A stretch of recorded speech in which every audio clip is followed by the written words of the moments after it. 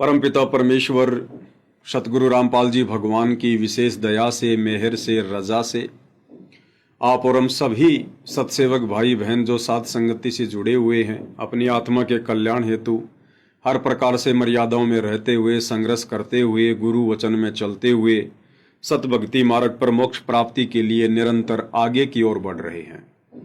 भाई और बहनों, पूज्य गुरुदेव भगवान की विशेष रजा के बिना, उनके विशेष सहयोग के बिना कोई भी जीव इस भक्ति मार्ग पर इस कदर मर्यादाओं में रहकर संघर्ष नहीं कर सकता जिस कदर वर्तमान में गुरुदेव भगवान अपनी प्यारी आत्मा सत्सेवकों से करवा रहे हैं।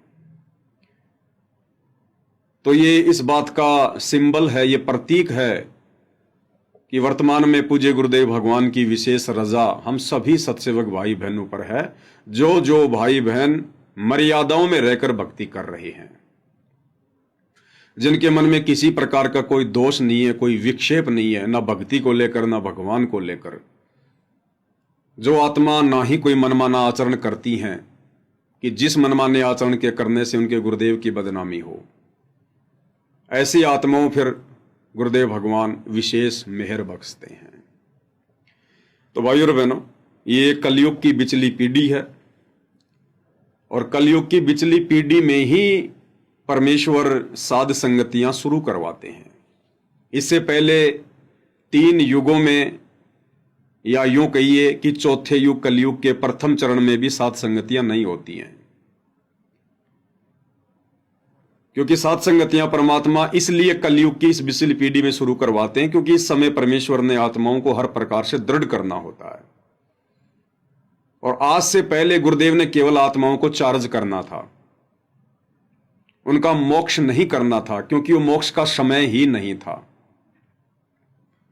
अन्यथा भाइयों और बहनों,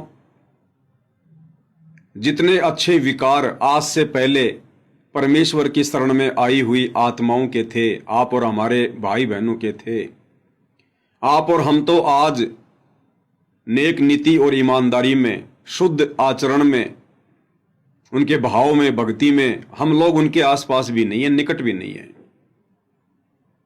और वर्तमान घोर कलयुग में तो विषय वासनाओं की आग लगी हुई है। इंसान को केवल माया, पैसा, धन दिखाई देता है। वो चाहे किसी को ठग के इकट्ठा करे, चाहे चोरी करके इकट्ठा करे, चाहे पैसों के लिए किसी का मर्डर क्यों ना कर दे। धोखाधड़ी, मिलावट, भ्रष्टाचार, रिश्वत, इंसान कुछ भी करने को तैयार है, क्योंकि ये घोर कलयुग है। लेकिन उसके बावजूद भी परमेश्वर रामपाल जी ने वर्तमान समय को ही मोक्ष का समय चुना। क्यों चुना भाइयों और बहनों? क्योंकि जब तक किसी बच्चे का आग हाथ में जल नहीं जाता है, तब तक वो बच्चा आग से बेखबर रहता है। तो वर्तमान में इस काल ने भी पूरा जोर लगा लिया, क्योंकि काल ने भी वचन लिया था परमात्मा से, तो परमेश्वर ने इसके वचन को भी पूरा करना था। और आप और हम आत्माओं को भी परमात्मा खुली आंखों से ये दिखाना चाहते हैं, हमें ये आभास करवाना चाहते हैं कि ये 21 ब्रह्मांड, इस काल का ये पृथ्वी लोक, ये रहने की जगह नहीं है। क्योंकि आज से पहले भाई और बहनों हर तरफ प्यार प्रेम का माहौल होता था, समाज इतना बिगड़ा हुआ नहीं था, लोग एक दूसरे को दुखी नहीं करते थे, बेटा बेटी आज्ञाकारी होते थे, पत्नियां जो है वो पतिव्रता हुआ करती थी, हर आदमी अपना मेहनत करके खाता था, शरीर में इतने कष्ट नहीं होते थे, कोई रोग नहीं होता था, झूठ, छल, कपट, चोरी, जारी, गंदी नजर, ये सब नहीं थे। बिल्कुल जीरो, शून्य, 1-8% बड़ी मुश्किल से। तो इतना अच्छा माहौल, इतना अच्छा वातावरण, बताओ फिर किसको भगवान की पड़ी है? कौन भक्ति करना चाहेगा? कौन परमात्मा प्राप्ति करना चाहेगा? उसको तो यही सारे आनंद प्राप्त हैं, सारे सुख प्राप्त हैं। इसलिए ये आत्मा उस समय शतलोक जाने के लिए तैयार नहीं होती है। और दूसरा कारण, इस कलयुग की बिचली पीढ़ी से पहले आप और हमारे पास में हमारे पूर्व जन्मों की भक्ति कमाई होती है, हमारे पास में ढेर सारे हमारे पुण्य होते हैं, जिस कारण से परमात्मा आपत्ति आने नहीं देता। आती है तो उसका तुरंत समाधान हो जाता है। तो ऐसे में कौन सतलोक जाना चाहेगा, कौन मोक्ष प्राप्त करवाना चाहेगा? इसलिए परमेश्वर ने ये कलयुग की दूसरी पीढ़ी, ये बिचली पीढ़ी, ये समय चुना, क्योंकि अंतर्यामी को पता था कि उस समय तक काल ढंग से इनकी घिस निकाल देगा। इनकी जो बैटरी चार्ज है, जो इनके पास में इनके पुण्य है, भक्ति धन है, काल इसको खर्च करवा देगा। और सतयुग से वर्तमान समय तक काल केवल हमारी भक्ति बर्बाद करता हुआ आ रहा है।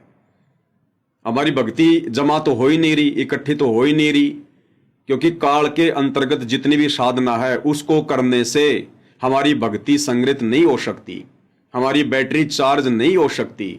बैटरी चार्ज होती है कबीर परमेश्वर रामपाल जी की सत भक्ति से, शास्त्र अनुकूल भक्ति से। ये मीठा पानी है। बाकी काल के ओम नाम का जप करके या फिर घोर साधना करके, तपस्या करके हम केवल खारा पानी जमा कर सकते हैं। खारा पानी भी काम आता है, लेकिन वो पीने के काम नहीं आ सकता। खारा पानी पीने से हमारी जीवन रक्षा नहीं हो सकती। खारे पानी से हम लोग जो है कपड़े धो सकते हैं, मैल बहुत अच्छा कटेगा, लेकिन मुक्ति नहीं हो सकती। तो वर्तमान में परमात्मा को पता था कि जो मड़ाई इनके पास में थोड़ी बहुत जमा है, वो मड़ाई काल इनकी खर्च करवा देगा। इनके पुण्य खत्म हो जाएंगे और इनके पास इनके पाप कर्म शेष बचेंगे उस समय। और परमेश्वर का विधान है, दुनिया अपरिचित है। आप और हम भी गुरुदेव भगवान के शरण में आने से पहले अपरिचित थे, क्योंकि इस लोक का विधान है कि ये लोक चलता है पाप और पुण्य से। जिसके पुण्य हैं उसको सारे सुख होंगे, ठाट बाट होंगे, घर में बेटा बेटी होंगे, काम धंधा होगा। और जिसके पास पुण्य नहीं है उसके ऊपर फिर आपत्तियां आती हैं, उसके पाप कर्म उसे दुखी करते हैं। तो मालिक को पता था कि उस समय कलयुग की बिचली पीढ़ी तक इनके पुण्य समाप्त हो चुके होंगे और इनके पाप कर्मों का ढेर जो लगा हुआ है, काल फिर पाप कर्मों के आधार से इनको कष्ट देगा, दुख देगा, तकलीफ देगा। तरह तरह की बीमारियां इनको घेरेंगी, ये रोग से दुखी होंगे, पीड़ित होंगे, लाइलाज बीमारियां होंगी। इनको काम धंधे में दिक्कत आएगी, परिवार पालने में भी इनको दिक्कत आएगी। एक तरफ तो काल दुनिया भर की भौतिक चीजें लागू करवा देगा, विज्ञान और टेक्नोलॉजी के माध्यम से इंसान की इच्छाएं बढ़ेंगी। मैं गाड़ी भी लेके आऊं, मैं मोटरसाइकिल भी लेके आऊं, मैं फ्रिज भी लेके आऊं, मैं घर में एसी भी लगवाऊं, मेरे पास महंगा मोबाइल भी होना चाहिए। और दूसरी तरफ इनके पास में पुण्य होंगे नहीं, जिस कारण से धन इनके पास में होगा नहीं। तो ये अंदर ही अंदर ये जलेंगे और फिर ये क्या करेंगे, दूसरा तरीका अपनाएंगे, चोरी का, ठगी का, धोखाधड़ी का। उससे और ज्यादा दुखी होंगे, कर्मों की मार और पड़ेगी। ऊपर से फिर जब धरती पर पुण्य समाप्त होने लगते हैं और पाप कर्मों की वृद्धि होती है, उसके बाद प्राकृतिक आपदाएं भी आनी शुरू होती हैं। कभी बाढ़ आएगा, कभी भूकंप आएंगे, कभी अकाल पड़ेगा, कभी तरह तरह की महामारियां आएंगी।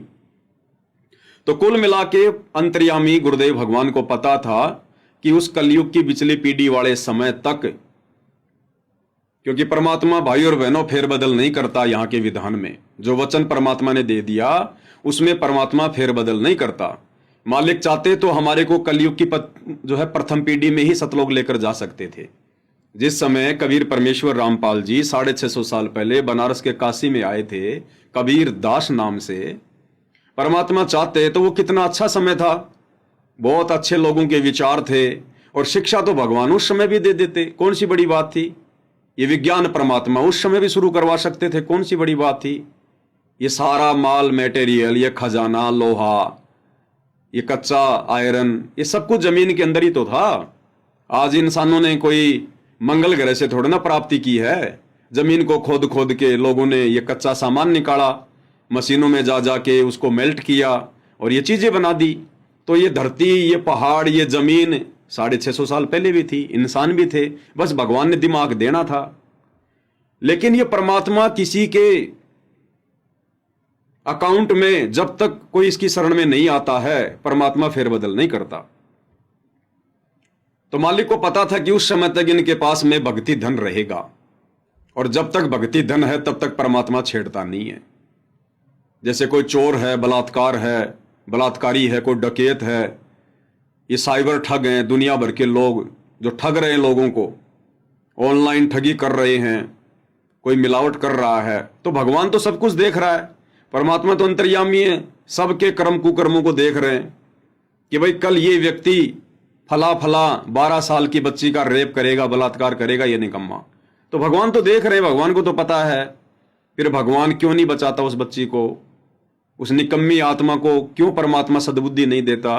क्योंकि परमात्मा, भाई और बहनों, किसी के भी भक्ति संस्कार में या इस काल के द्वारा जिसके भाग्य में जो लिख दिया गया है, परमात्मा उस समय तक फेरबदल नहीं करेगा जब तक कि वो आत्मा सतगुरु की, यानी परमात्मा सतगुरु रामपाल जी की शरण में ना आ जाए।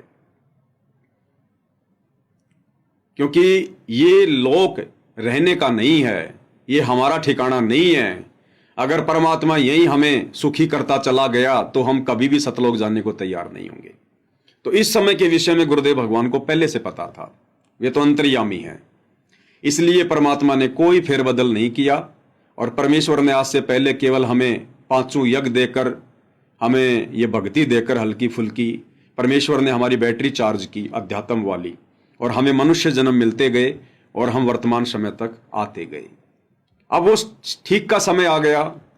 अब धरती पर पाप कर्म ही पाप कर्म है, पुण्य तो अब बनेंगे जब पूरा विश्व सतगुरु रामपाल जी की शरण में आएगा, शत भक्ति करेगा, घर घर में 5 यज्ञ होंगी, शत भक्ति मंत्रों का जाप होगा, गुरुदेव की महिमा करेंगे, तब धरती पर फिर से पुण्य की वृद्धि होगी। और जब धरती पर फिर से धर्म की वृद्धि होगी, ये पुण्यों की वृद्धि होगी, तो परमेश्वर वैसा ही माहौल बना देंगे जैसा सतयुग में था, त्रेता युग में था। लेकिन वर्तमान में लोग उन्हें पहचान नहीं रहे, लोग उन्हें जान नहीं रहे, मनमानियां ज्यादा कर रहे हैं, पाप कर्मों का दबाव ज्यादा है, संतों का जो है निरादर कर रहे हैं, अनादर कर रहे हैं, जिस कारण से अभी सबके पुण्य नहीं बन पा रहे। कुछ एक आत्माएं आप और हम जैसे लगे हुए हैं, अभी हमारा प्रभाव कम है, धीरे धीरे बढ़ेगा।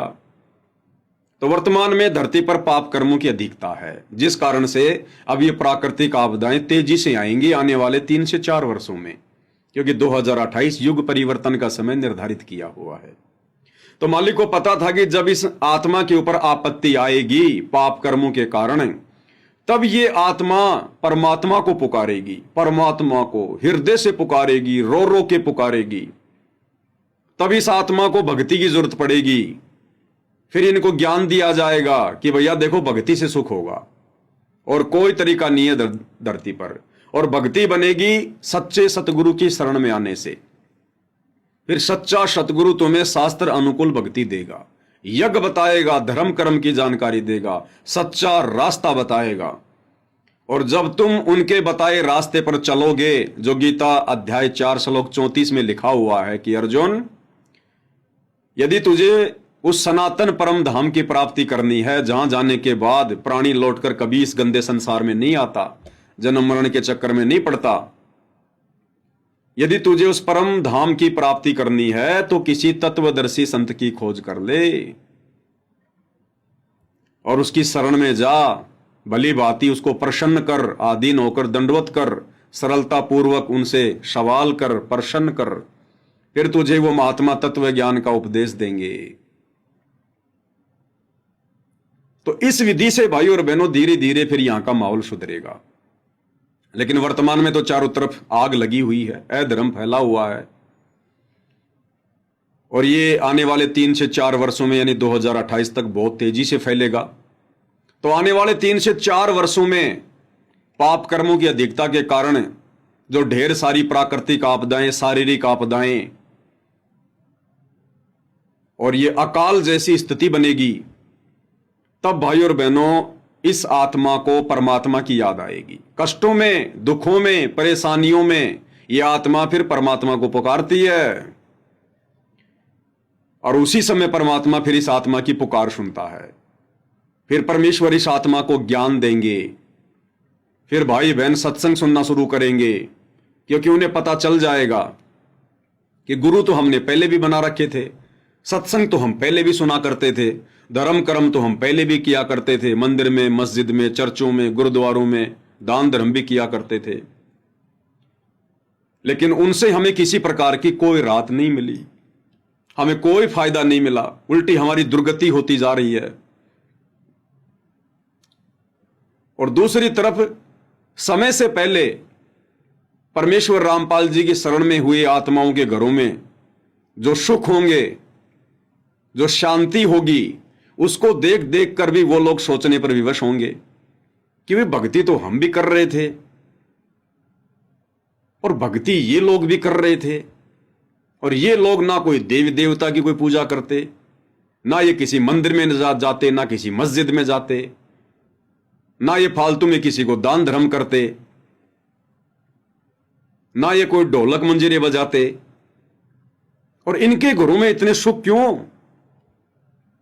और हमारे लिए हमारे धर्मगुरु कहते थे कि सनातनी बनो, सनातनी बनो, सनातन धर्म से बड़ा कोई नहीं है, सनातन ही सब कुछ है, हमने जो बता दिया वो ही फाइनल है, ब्रह्मा विष्णु महेश जी से ऊपर कोई भगवान नहीं है, और हम लोगों की दुर्गति होती जा रही है।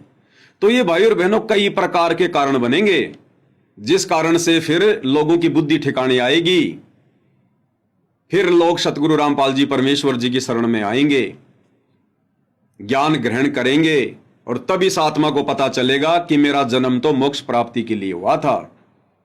इस मनुष्य शरीर का, स्त्री या पुरुष का एक ही मकसद है इस पृथ्वी लोक पर जन्म लेने का, कि इस शरीर से भक्ति करके हम अपना आत्म कल्याण करवा लें, जन्म मरण से पीछा छुटवा लें।